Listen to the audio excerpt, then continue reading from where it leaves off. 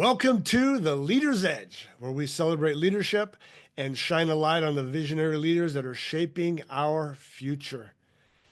Hey, I'm HR Huntsman, founder of The Leader's Edge, creator of the Leader's Edge Performance Engine and Leader's Edge University. I am thrilled to bring you stories from leaders who are making a difference around the world. In each and every episode, we champion the innovative strategies, courageous decisions, and inspiring journeys of those who lead with purpose and passion.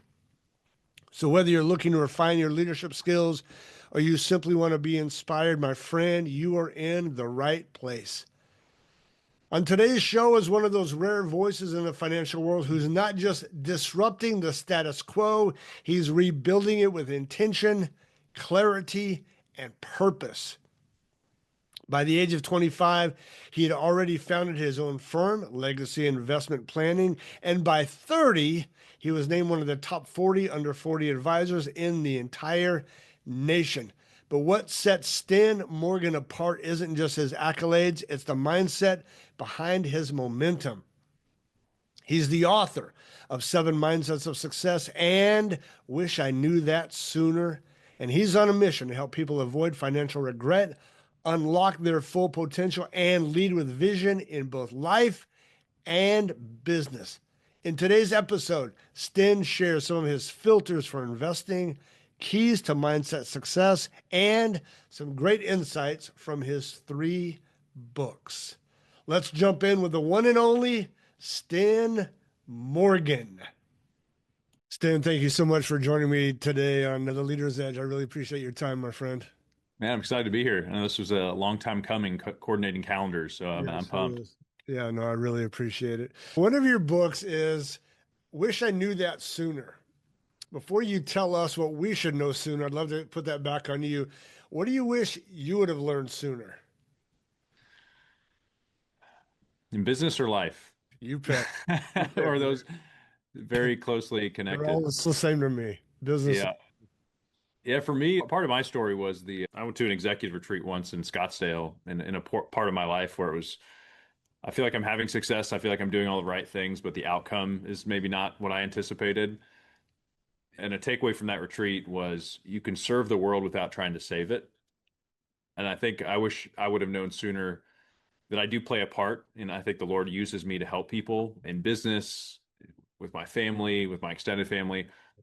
But there's only so much I can do, and if I think I'm too important in that story, I might try to take on too much. Gotcha. Into all the lengths I went to help people, and I think manufacture my world so that it stayed predictable and intact. As those things didn't work out as I planned, because of course they involve other people I can't control, you ended up being like, wait, what was all this for? Like I thought I was checking all the boxes, I was pulling all the right levers. And I think that just helped me sit in the tension of the unpredictability of life. And a curveball is coming the next week. And instead of living in fear of that, it's when it comes, I think I'm prepared to handle it well. And I think I spent a lot of my life, my journey personally and in business, thinking I had more control over my surroundings than I did. Very good. So that book is intended for people, you're a financial planner. It's all about financial planning. What do you normally hear from people like us? I wish I knew that sooner. So give us some advice. What should we be learning at a younger age when it comes to financial preparations? So I became a financial advisor my senior year of college. I started selling insurance. I didn't know what financial advisors really did day to day. It was the only internship that paid me $100 a week to show up. And I Gotcha. was a struggling college athlete financially. So I was like, hey, you pay me $100, I'll show up and check the boxes. And I never thought I'd sell stuff. I wasn't naturally a salesperson. People in my family didn't sell things. I never thought I'd run a business. People in my family didn't run or own businesses. So I stumbled into the business. I took an assessment for this internship that they said, you are perfect for this business. Now I look back 16 years later and I realize that they told everybody that the assessment said that. But I was like, oh, I could do it. 8 out of 10 financial advisors don't last 5 years in the business. It's a pretty hard path. And I think part of that is because we're not really given a path. It's join this business and start selling stuff to people, whether it's insurance, investments. And these are good things that you're selling. But what I didn't realize is we weren't doing a lot of creative financial planning. Meaning, if I would have met with HR 5 years of my career, I would have tried to sell you investments. And Right. if you would have said, "Hey, Sten, I have a business that's really successful. I just want to pay less taxes and I want to protect my business better and I want to pay less estate tax someday," I couldn't have really helped you because I couldn't sell you a product to do that. And so I need you to buy my thing in order for me to give you advice. And so when I started Legacy 13 years ago, I said, how do we give people just great financial plans? And they're the financial plans we would do ourselves as financial advisors instead of the only thing I have to sell is insurance. So every time HR needs something, my solution has to be insurance. Gotcha. And I think about 90% of our industry is still that way. And so your financial plan, and I meet with people all the time, I could tell probably where your financial advisor works based on what your financial plan looks like. And it doesn't mean it's a bad plan. It just means if your advisor works for an insurance company, I bet insurance is going to be the dominant factor of your plan. Of course. If your advisor works for a wirehouse or a big investment firm, it's probably going to be pretty dominated by investments. Where a lot of clients we work with now, because we're consultants, a lot of our clients are business owners and they pay us a consulting fee for our advice. It involves real estate, it involves their company. They're probably funding some investments. They probably do own some insurance, but you could look at it and if you put it up on a whiteboard, you'd say, wow, this feels pretty unbiased. Like it feels really balanced, where I don't think a lot of people's financial plans are very balanced at this point. I see. So what do you think the biggest mistake, let's say people in their 30s and 40s are making when it comes to investment then? Not having a process. And so a book I'm working on now is how can I take my 17 years of experience, seeing so many clients, living in this world of seeing great financial plans to not great financial plans. If I can't live on everybody's shoulder, meaning I'm not on speed dial, when all my clients are trying to make an investment decision on something, Yeah. how can I download a process into them that like it's at least forces you to pause before you do something? Because a lot of people not knowing enough to feel confident on their own, they're going to take advice from a cousin, a buddy at work, and emotionally, you're usually going to get into the thing after you should have. Like all your friends at work are talking about this thing they should have bought. You probably missed it at that point if everyone's talking about it. And so I have a process that I call the investment decision filter. And what essentially is before you ever invest money in anything, real estate, a business, mutual funds, insurance, you need to ask yourself a series of questions to say, okay, do I truly understand this enough to get into it or am I gambling? And the gambling can work every once in a while, but most people I meet with, and this is where the title of the book, Wish I Knew That Sooner, came in, is that this guy, he was, think of a Albert Einstein kind of slash mad genius guy that had been in the finance industry for 40 years. I got connected with him and he helped me do some of the research for the book. I flew down to Florida and I met him at a Panera Bread a mile from the airport. And we're sitting there. That's where all great books are written, is at Panera Bread, or so I hear. And we were talking about it. I was like, I just don't know what the title is going to be. And you've already said the title like 5 times today. And I was like, what are you talking about? And he's like, no, you've told me that when you sit with people, the most often what you hear from them is, I wish I would have known that sooner. Like, why didn't somebody tell me that? Yeah. I have a CPA, I have a financial advisor, but so many of the things you're telling me I've never heard of before. Why is that? And so the complexity of the tax code, of our financial systems, the busyness of all of our lives, I think these are areas of resistance that try to hold us back from having a great financial plan. Life is never going to be just still. Like busyness is something we have to fight with. The complexity is always going to come. We're going to think we figured out the tax code and then they're going to change it on us. But if we can all have a system, like a personal system we get to carry around with us that helps us make better choices, Okay. that's the ultimate goal. Let's make this super practical. As we speak, I am in the due diligence process of purchasing an electrical company. This is for real. Question: should other people be watching this podcast, listening to this podcast, they're going to be thinking about owning a business. What questions, top 3 questions should I be asking right now? Really Good practical. question. All right, so here's the filters first. So the Okay, good. filters are this. Every time you want to make an investment of any kind, this isn't Yeah. just mutual funds, it's a business like you're talking about, it could be a piece of real estate. You always want to factor all these things in. So the first one is risk. One, does it fit my risk profile? Okay. That's a pretty standard question. But the question under that question is, do I even understand the risk that exists here? Okay. And so when you buy a business, there's complexity to that because you're trying to really figure out like, does this business run on its own? Is there key man risk? Is there single channel risk? Do they get all their business from one area? Sure. And so there's a few questions probably under each category, but the first one would be risk. Okay. So I would challenge you and say, HR, convince me that you understand all of the risks that's associated with this investment. Okay. And Good. if you're like, the books look pretty good, I'd be like, okay, that's good, but I'm not getting that you've actually sat in the risk long enough to explain it to me in detail. Gotcha. The next is performance. A lot of times people make a decision based on past performance and they don't really say, okay, what's the performance going to look like in the future? And there's a term called asymmetric risk, which means, and this is, I read this in a book a while ago. I think it was one of Tony Robbins' books called Unshakable. The most successful people in finance, when they make an investment decision, they don't make a choice that has a 50-50 odds of working out because you're rolling dice. They want to invest in something that's a higher probability of success. And a lot of like hedge fund managers or people that buy and sell companies, they want asymmetrically that there's like a 5x chance of them winning over losing. What that means is that it's okay if one of your businesses goes bankrupt because you have four other ones that are going to do great. Gotcha. So the odds should always fall in your favor. So when you're evaluating performance, it's not, hey, I think this is going to work out. It's no, I've done the research and there's a really good chance this is going to work out. Okay. Very good. The next filter is taxes. What is the net tax effect of this investment? There's people that can make really inefficient investment choices and you think you're going to make 20%, but net of taxes, you made 10. And so taxes should always, we don't want taxes to dominate the conversation, but we should always think about it. Okay. And then you want to think about fees. What is the expense of making this investment work? Is there an ongoing investment expense? We don't want the fee conversation, which I think people do at times, is, oh, that's too expensive. Most of us, if I said, HR, you can make 20% a year, but it's going to cost you 2% a year. You'd probably say, okay, where do I sign? Sure. So fees are an issue in the absence of value. The final one, and for your particular case, I would spend a lot of time on is time. You could pass all of those four previous filters: risk, performance, taxes, fees. But if you do not have the time and energy to watch this investment and help it be successful, you shouldn't even start it from there. That's good. And so those are the filters. Obviously, there's questions underneath each one of those. But if you can walk yourself through a process every time, the greatest gift you can give yourself in investing is saying no to more things than you say yes to. Okay. Where most people that I meet with, and these are very successful people you can think of, worth hundreds of millions, even some billionaires, some of their worst decisions were like, I rushed into that thing.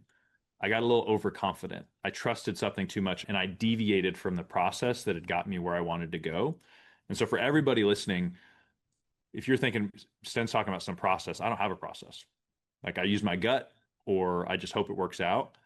The gift you can give yourself is coming up with something that causes you to pause before you make an investment choice. But it doesn't cause you to wait so long, because in investing, if you wait too long, you miss stuff. And so I think a lot of what we do with our business owner clients is we put this process in place and they say, wow, Sten, you've saved me so much because of the things we said no to.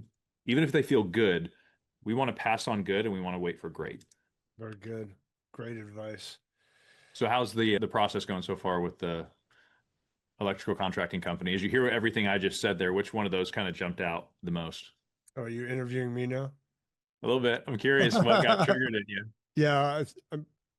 As I build businesses for a living, so thinking through all that, the risk is fairly minimal. I'll get it at fairly low dollar amount, something I can pretty easily afford. I know construction fairly well, even though I don't know electrical. I have lots of electrical or construction clients, so I'm connected to them. So future business is high. So that goes to the multiple, or how can I multiply this? Taxes, fees, those are more unknown than known. The time is a really good question. I have a very full calendar with all the companies I help run now. Yeah. So that's a very good question. The operator that I'm partnering with is exceptional at doing ops. I don't know anything about daily ops for an electrical company. So I think I'd probably check off most of them. We have Nice. yeah. I, so I think I'd give myself a C plus or a B for Yeah. your filters. That's good. Let's Yeah, go. Let's go. I love the trade space. Like that, those are such Yeah, in-demand businesses. for sure. Another thing I wish I would have known sooner is the type of people that book Who Not How, that I think I was overconfident in my own abilities until I realized like I have limitations. Yeah. And it then comes down to, do I have studs around me to help execute on the things? If I sit in the visionary seat, like it sounds like you sit in the visionary seat, it's like, I do. you don't need five visionaries around you, but you need executors, For like sure. organized project manager type people. And I think in the past, I would get people pumped up and they would follow me. And then I'd look around, I'd realize everybody's on my back. And I'm like, Yeah. I can't do this forever. And I think it's hard as an entrepreneur when you get good at looking and finding great opportunities. And you have to realize that's a great one I have to pass on. That's a great one I have to pass on because I just don't have the capacity to take on anything else. Yeah. Very good. Yeah. No, I need executors for sure. Great operators. You know? So you were recognized 40 under 40 award for top advisors in the country by Investors News, and you wrote a book, Seven Mindsets of Success. I would love to hear from you the top one, two, three mindsets that help people. You're a high achiever, you're a go-getter. What are the mindsets in yourself and the other highly successful people? So I wrote that book when I was 28. I got the 40 under 40 award at 30. So I squeaked in. They said I think I might have been the youngest one to get it. And at 28, I think I saw some things a certain way. I think from 28 to 38, 38 now, God's helped redefine a lot of those lessons. So many of them are still true. I Yeah, think as life beats you up, I think like the depth of understanding of those yeah, it changes. And so that book could maybe be five times as long now as I just yeah. unpack real life scenarios. I'm very curious at what's changed now for sure. And so, for example, one of them is future self. Like from a very early age, just I think this is part of my story. Like I had a very direct connection to like what would Sten 10 years from now if I sat down with him? Would he be proud or frustrated with the decisions I'm making? Okay. And somehow that like just it drove me to not have regret. And so I think that was a big driver. And the subtitle of the book, Wish I Knew That Sooner, like how to avoid financial regret. None of us like that feeling. Right. And we're all going to have regret, but if we can limit it at the end of the day, Yeah. what steps can we take? And so the future self one has I think in my 20s that was more based off of like performance and like shame driven to where it's don't mess up, be the best version of yourself. And I was just too tough of a critic.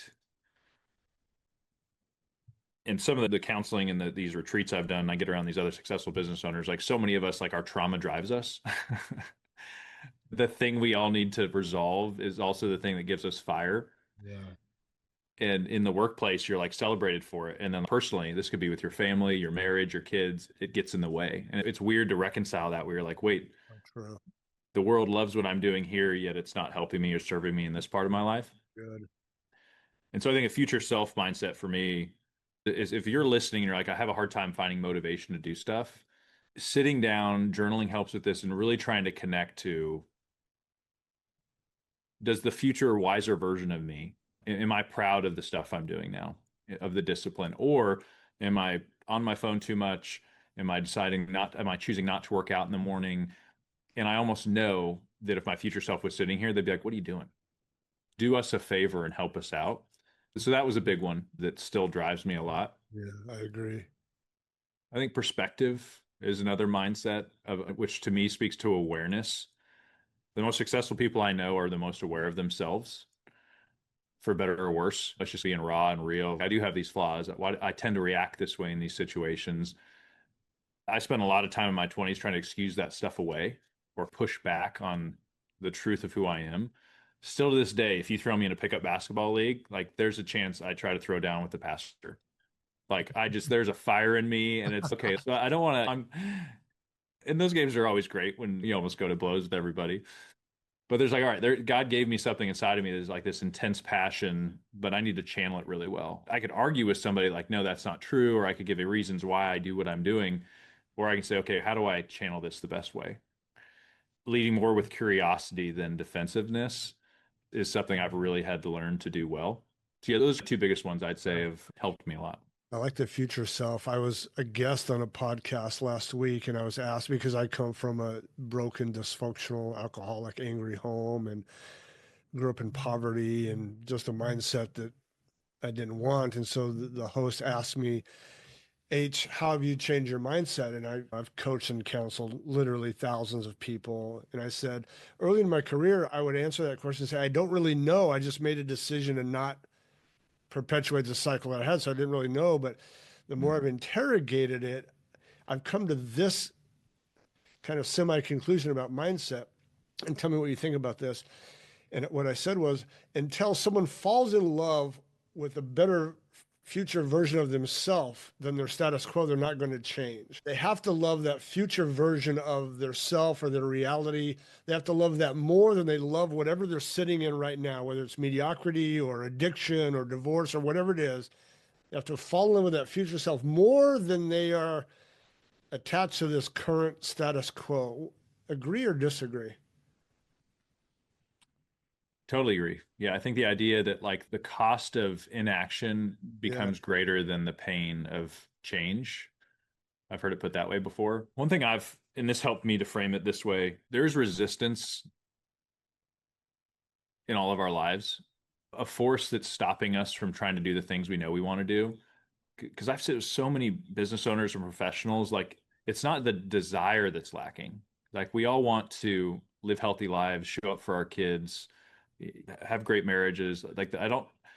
I haven't met many people that are like, I don't want those things. Like I'm intentionally and purposely waking up and doing taking a different path that I know is wrong because I want to. I don't think that's the case. What I have learned, and this is true of me, is there's resistance. And resistance, it helped when I actually put a face to it. I was like, I think this is the thing I'm battling every day.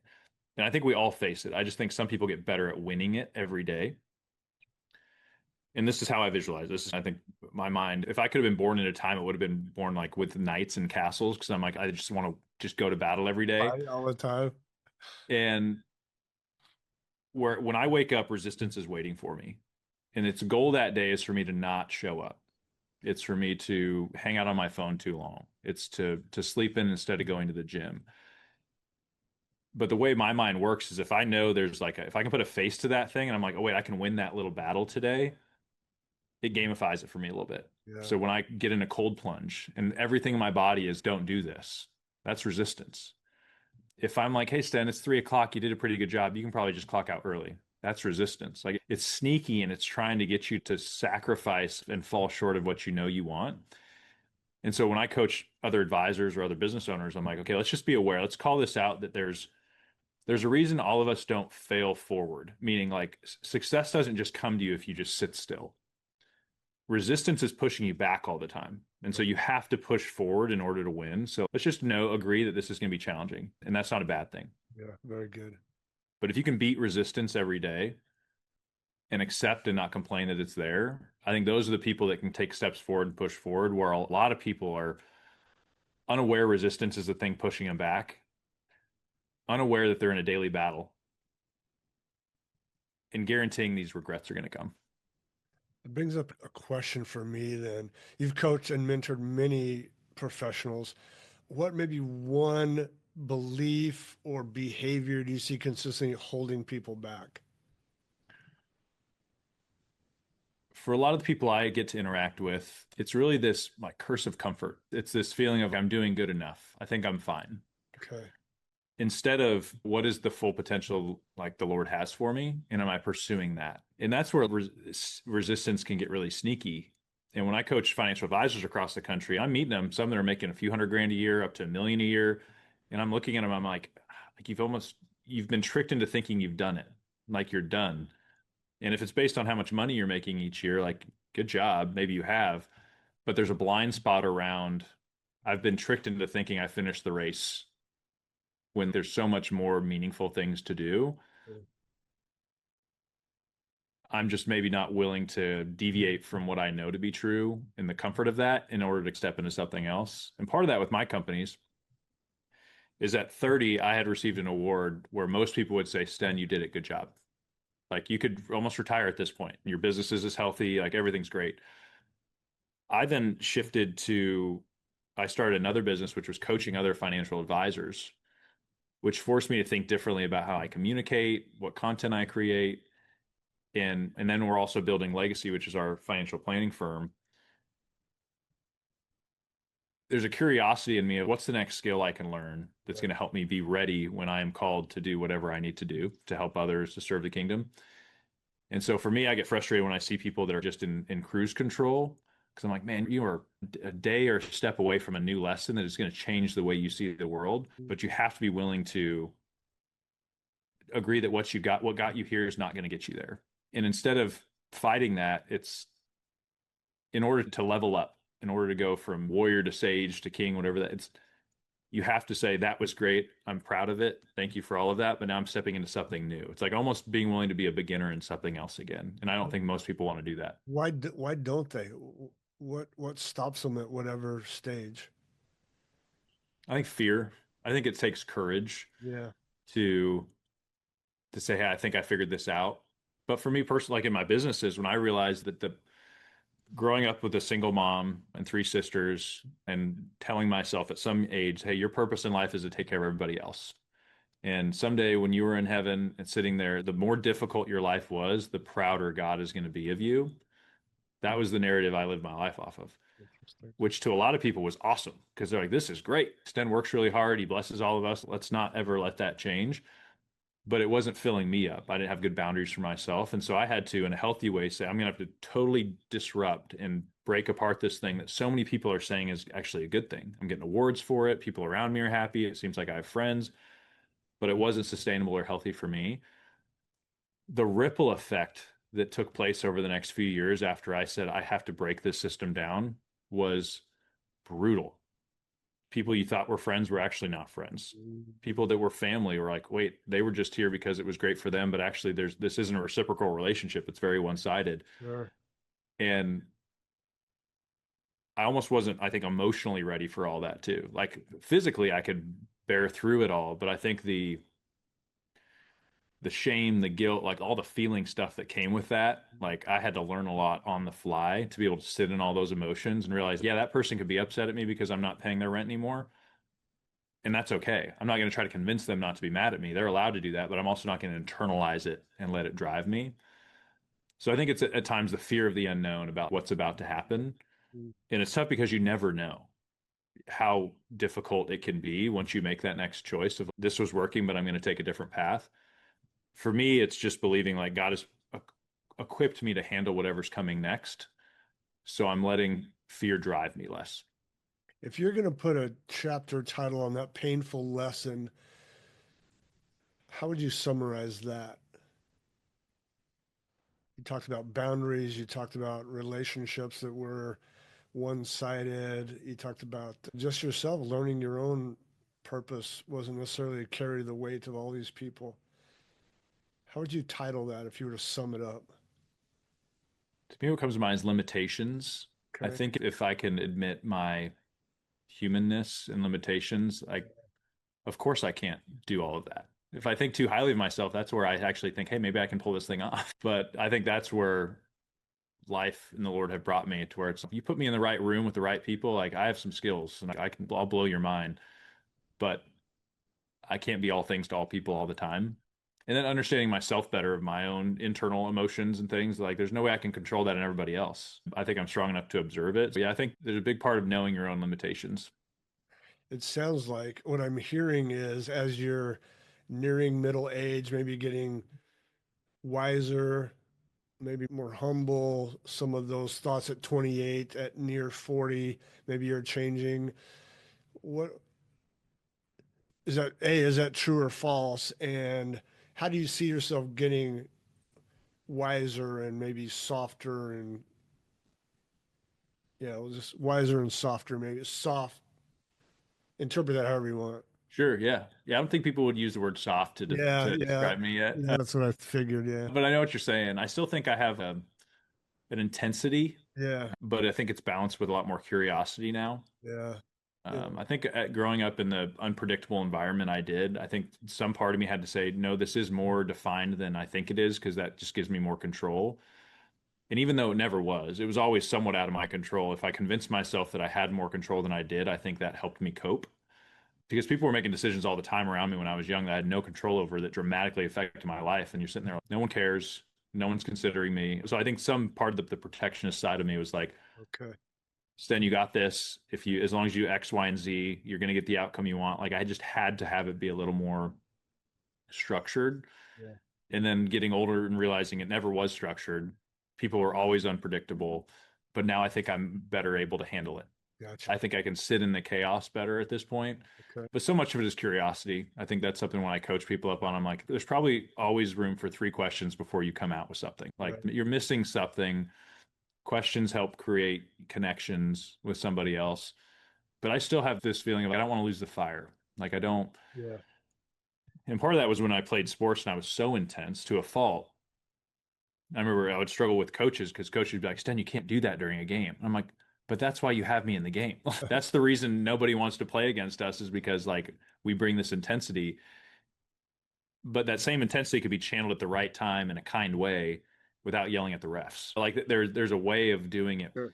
And so in business now as a leader, I'm like, how do I lead with curiosity, but still hold a really high bar? Yeah, very good. And I've had people join our companies and then me say, hey, you were on path for a while and now you've stalled out. Here's the plan. And they just didn't want to level up.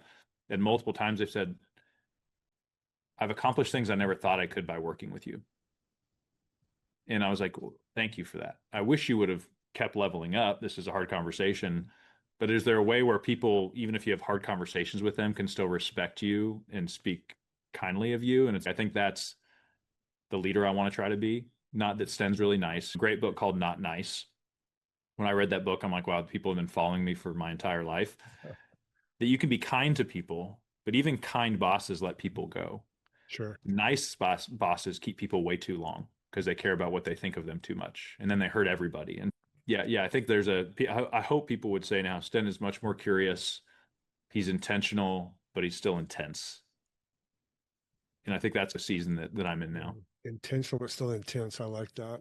You have another book called Value First Prospecting. And I'm curious, I think we understand what that means.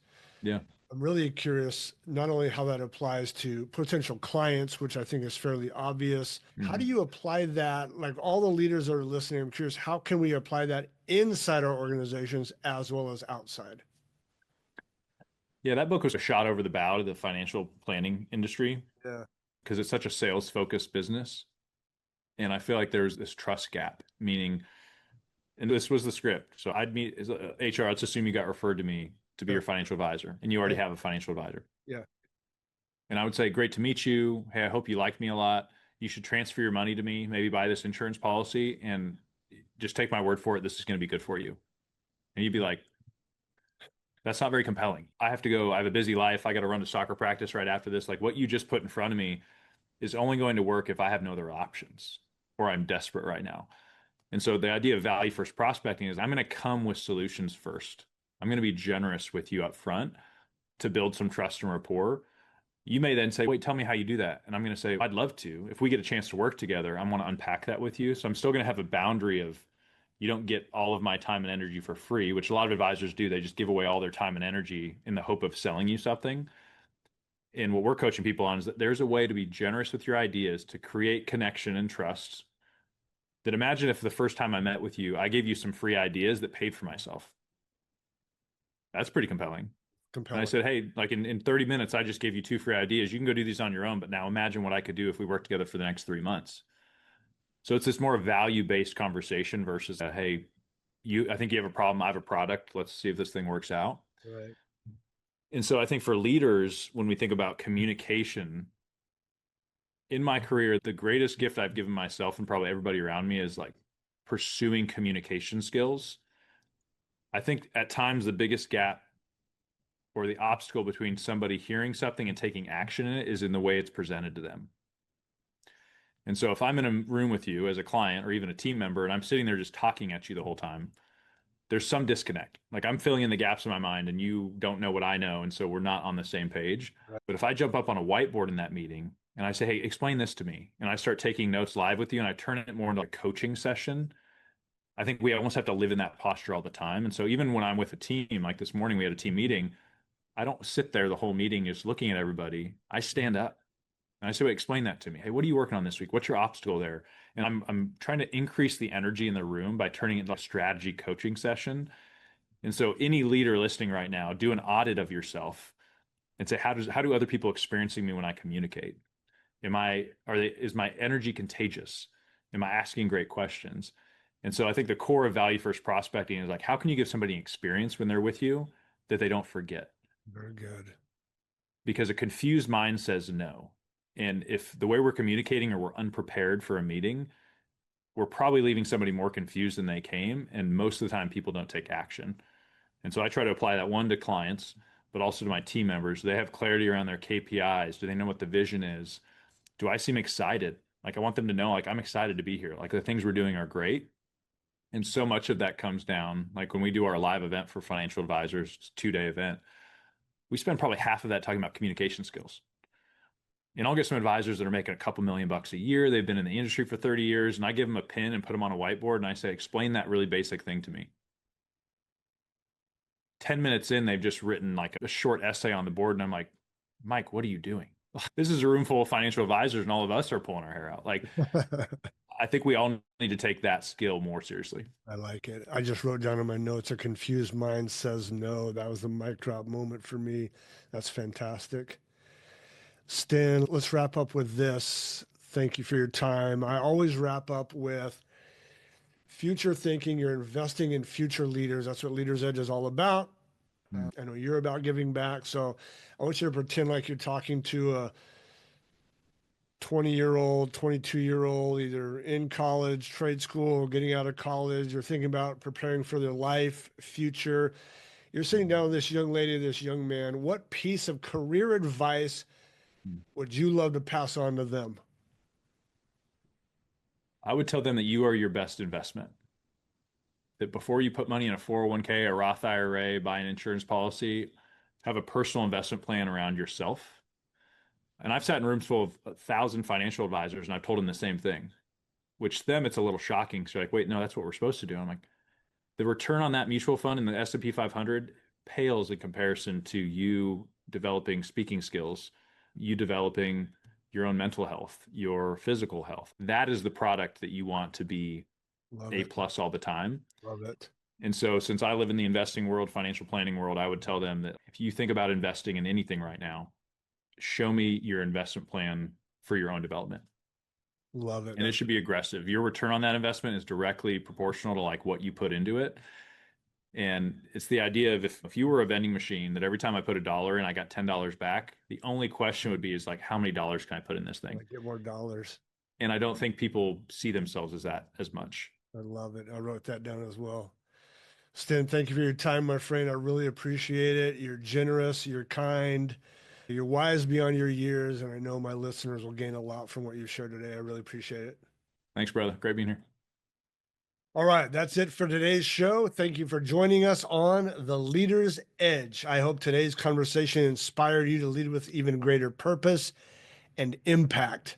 Here are my 3 big takeaways from my conversation with Sten. Number 1, you are your best investment. I love when he said that. Even though he's into financial planning, he wants all of us to remember that we are our own best investment. This is fantastic advice. Invest in your growth. Read, get a coach, take a college course, get in shape, work out, invest in yourself. Number 2, you are capable of great things.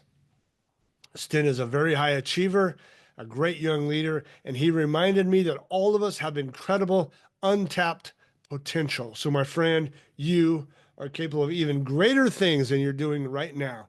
And number 3, the mic drop moment for me was when he said, a confused mind says no.